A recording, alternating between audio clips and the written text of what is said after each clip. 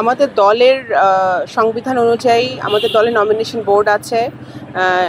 Nomination বোর্ডের এখন ভারপ্রাপ্ত চেয়ারম্যান জনাব তারেক রহমানের নেতৃত্বে নমিনেশন বোর্ড বসেছে।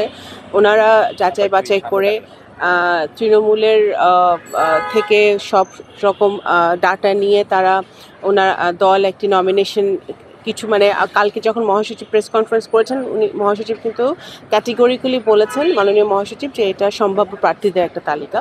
দল যদি ভবিষ্যতে মনে করে এটা পরিবর্তন হতে পারে এবং যেই আমাদের অফকোর্স আমাদের সাথে যারা যুগপৎ আন্দোলনে ছিল 17 বছর বিভিন্ন সময় 2018 সালেও আপনারা দেখেছেন বিভিন্ন দল আমাদের বিএনপির সাথে একটা ইলেকটোরাল অ্যালায়েন্সে এসছে এবং দল থেকে ধানের শীষ নিয়ে মার্কা নিয়ে তারা নির্বাচন করেছে।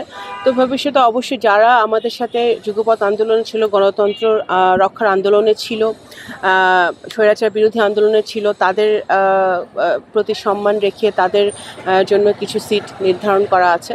সেটা তো এখন দলের উচ্চ পর্যায়ের সিদ্ধান্ত হবে যে তারা কিভাবে সিটটা ডিস্ট্রিবিউট হবে এবং ভবিষ্যতের জন্য অপেক্ষা করতে হবে। Time will tell.